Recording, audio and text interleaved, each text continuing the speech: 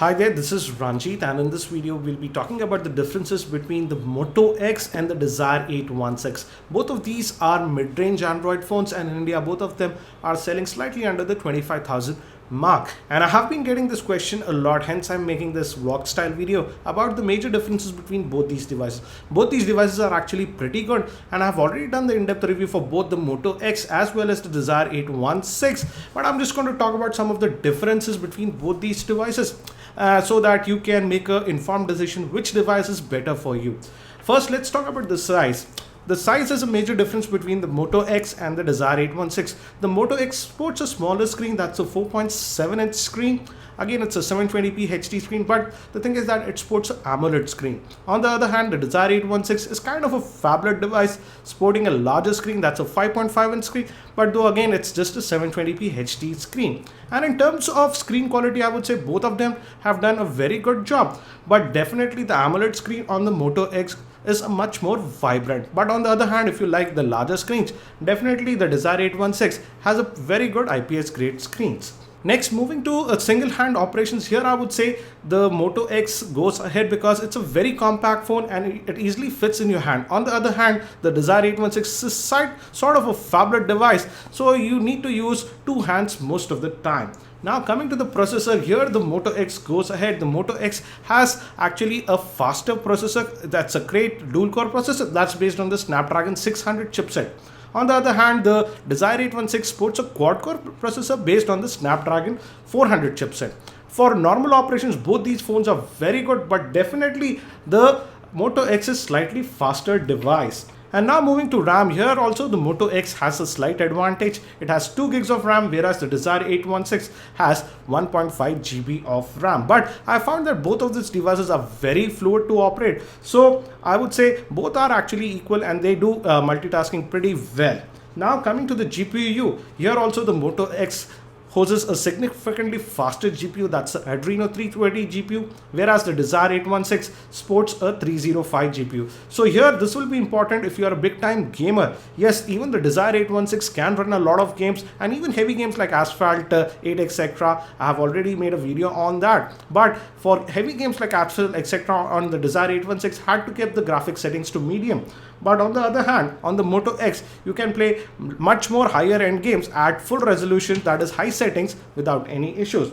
Now moving to another aspect, that is the battery life. Here I would say the Desire 816 goes ahead, though the battery on the Desire 816 is also just a 2600 milliamp hour battery, and the battery on the Moto X is 2200 milliamp hour. But the Desire 816, as it's based on the ARM Cortex A7 architecture, that is the Snapdragon 400 chipset, it is very well optimized, and I would say in terms of battery life, I was getting anywhere close to around 40 to 45% more battery life on the Desire 816. So if battery life is a major issue, then definitely the Desire 816 goes ahead. With the Moto X, the battery life is decent, but again, I would say in my regular usage scenarios, I was anywhere getting around a battery life of about 16 to 18 hours with the Moto X. It's similar to the Nexus 5. It's okay, but not great. But definitely in terms of battery life, I would give the vote to the Desire 816. Now moving to heating. Here I noticed that the Moto X, even when you're doing browsing etc. on 3G,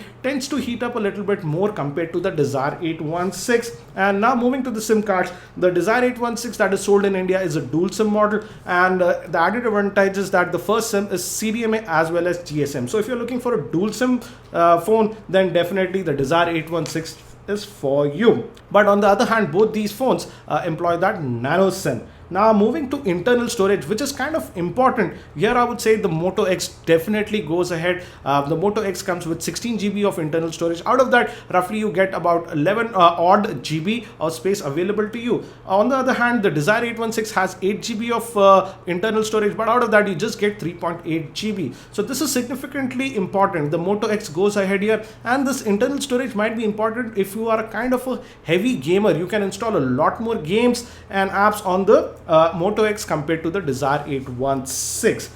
Now, if we talk about the storage expansion, here the Desire 816 goes ahead because it has a micro SD card slot and it can accept SD cards up to 128 gigs. But on the Moto X, we do not have any SD card slot. You just get that 16 GB of internal storage. Now moving to 4G LTE, technically speaking, the Moto X is a 4G device because it does support the 1800 megahertz LTE band, which might be used in India. On the other hand, the Desire 816 that is sold in India, the dual SIM variant, is not 4G compatible.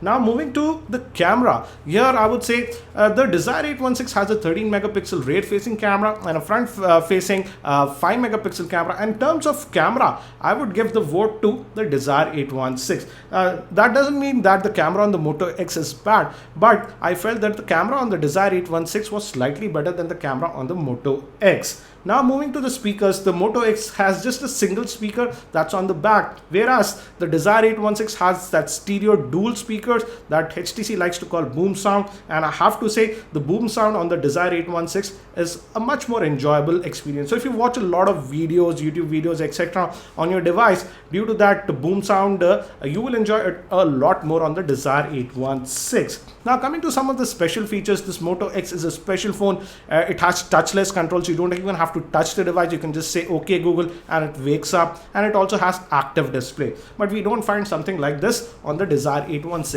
So these are some of the major differences between the Moto X and the Desire 816. As you have seen, in some aspect the Moto X goes ahead, but in some the Desire 816 goes ahead. To summarize, I would say concentrate on these aspects. If battery life is critically important, then the Desire 816 wins. Also, if you prefer larger screen device, definitely the Desire 816 is for you. But if internal storage is important and if you're kind of a heavy gamer, I would say the Moto X has a lot more internal storage so that you can install a lot more games on the device. So these are some of the differences between the Desire 816 and the Moto X. So I hope that this video helps you in making the right decision which phone is for you, the Desire 816 or the Moto X. I've already done the in-depth review for both these devices. Links for those videos will be in the YouTube show notes. Thank you for watching this video. This is Ranjit and I hope to see you in my next video.